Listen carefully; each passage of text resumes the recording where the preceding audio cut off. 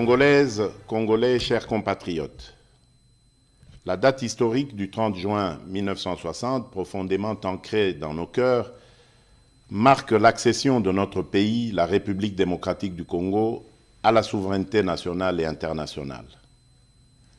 Aujourd'hui, encore 63 ans plus tard, nous célébrons avec grande fierté cet événement, non seulement pour honorer la lutte de notre liberté et de notre indépendance menée avec courage et détermination par les pères fondateurs de notre nation, mais aussi et surtout pour réitérer notre attachement à ce bien précieux qu'ils nous ont légué et que nous avons à notre tour le devoir de transmettre comme tel aux générations futures, et ce, en dépit de toutes les adversités d'où qu'elles viennent.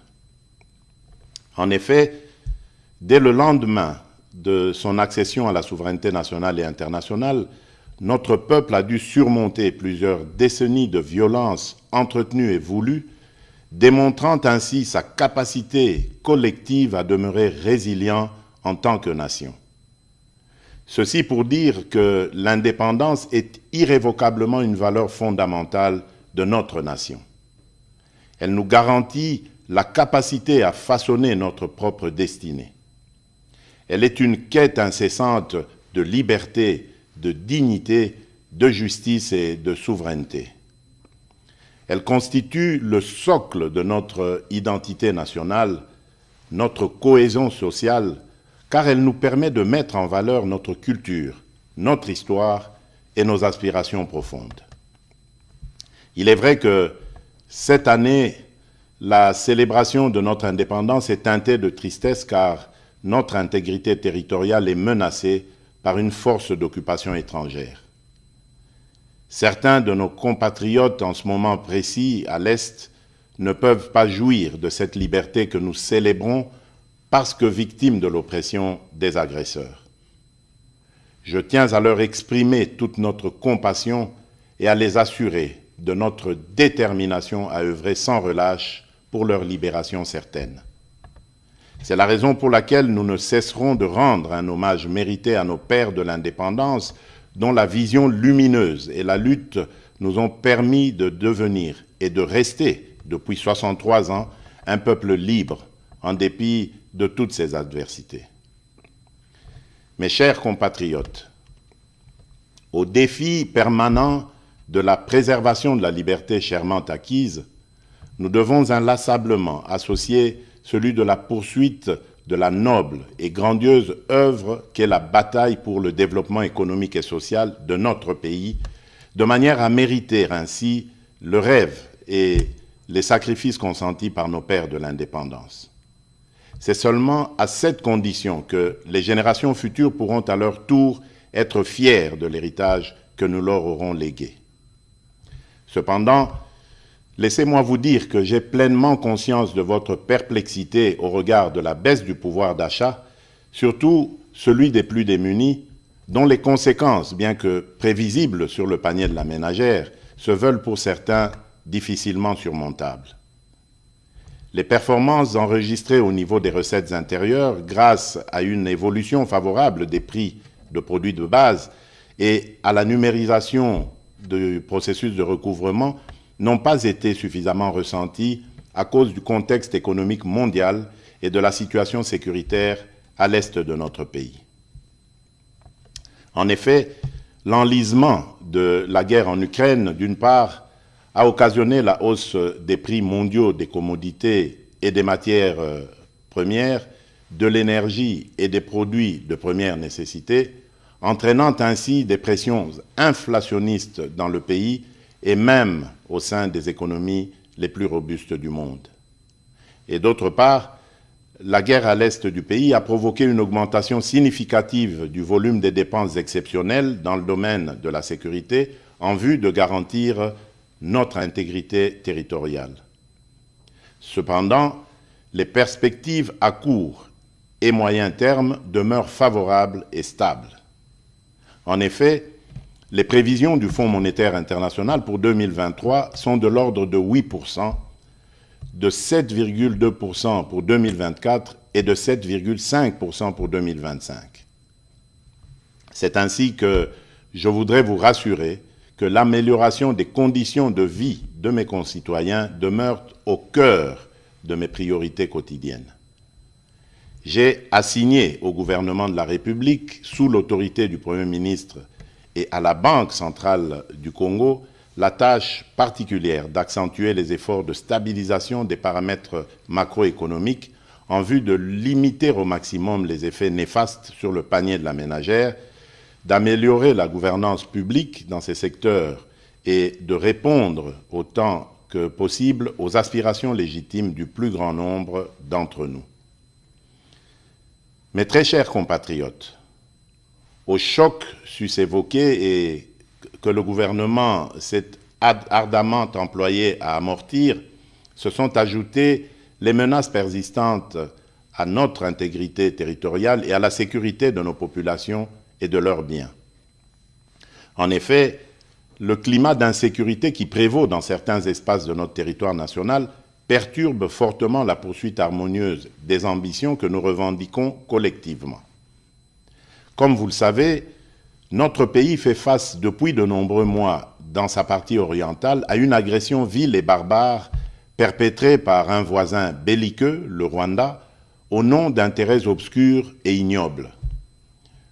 Au regard du danger que court le pays, il vous souviendra que j'avais lancé l'année passée un appel patriotique à notre jeunesse de s'enrôler dans les rangs des forces armées de la République démocratique du Congo et de la police nationale congolaise.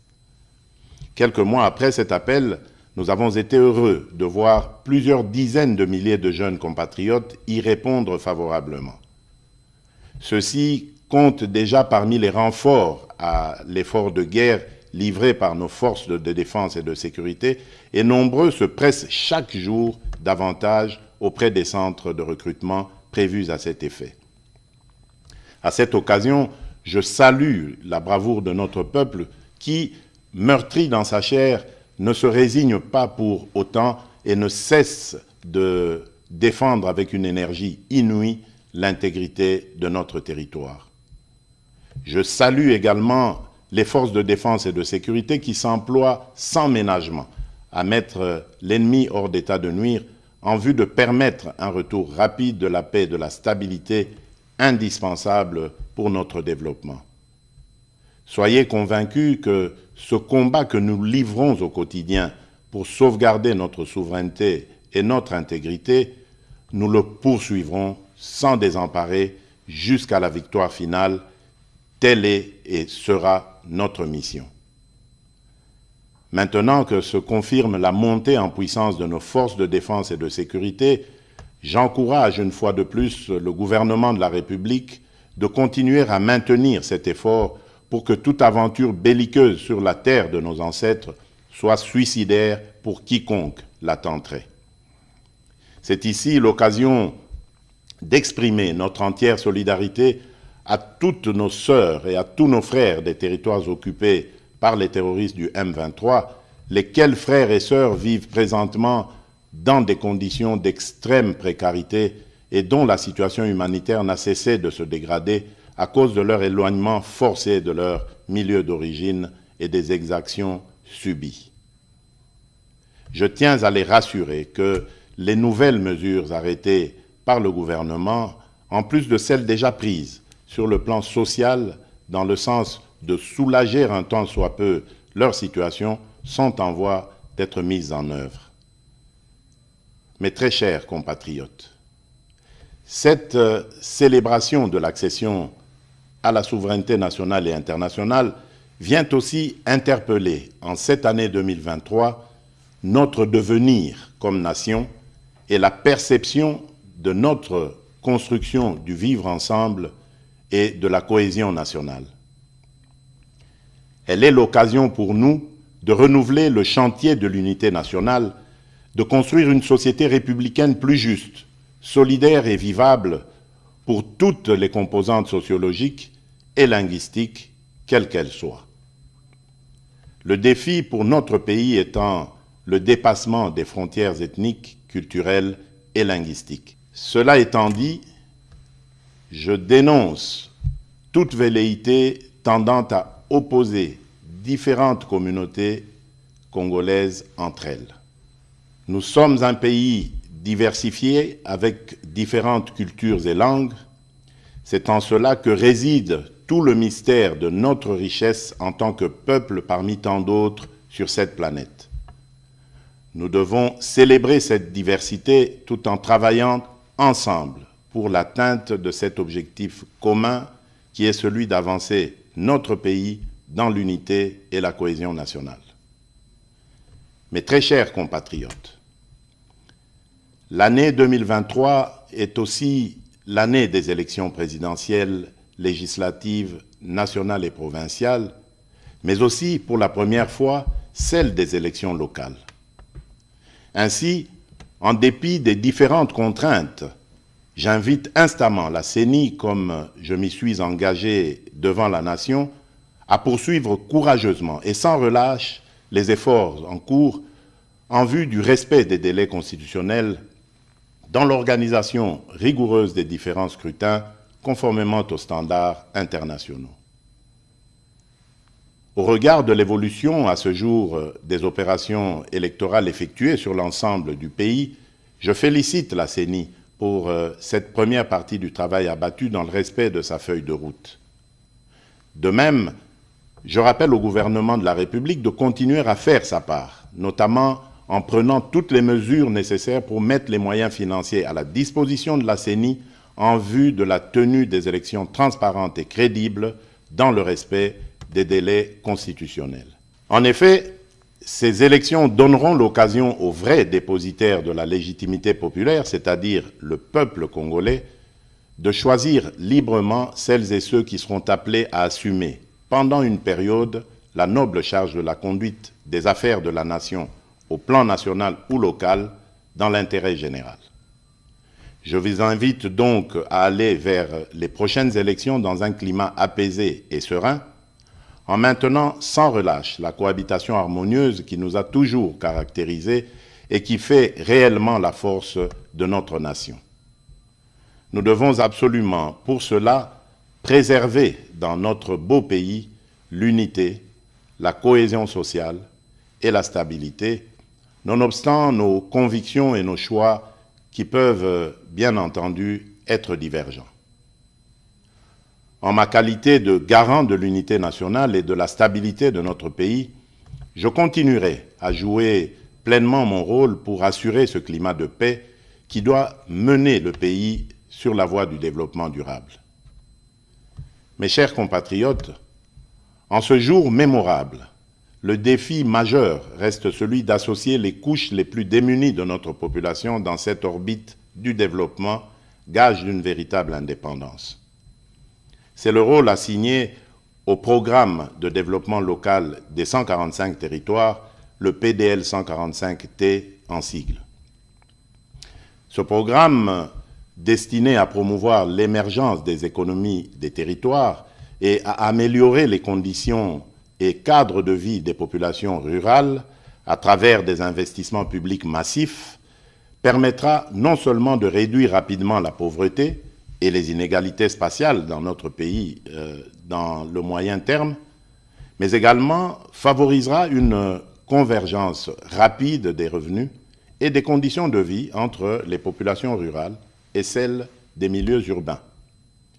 Je me réjouis de vous informer que les 3 agences d'exécution, chacune en ce qui la concerne, ont prévu de commencer à livrer les infrastructures socio-économiques de développement à la base, que sont les centres de santé, les écoles primaires et les bâtiments administratifs, dès le courant du mois de juillet prochain. Mes très chers compatriotes, l'indépendance est un droit inaliénable que chaque nation doit défendre avec force et détermination, car c'est ce qui nous permet de protéger nos intérêts et notre avenir. C'est ainsi que, pour terminer, j'en appelle à la mobilisation générale de nos énergies et de nos intelligences, pour continuer à bâtir ensemble notre cher et beau pays, à préserver l'unité et la cohésion nationale, à protéger notre intégrité territoriale. Que Dieu bénisse la République démocratique du Congo et son peuple. Joyeuse fête de l'indépendance à toutes et à tous. Je vous remercie.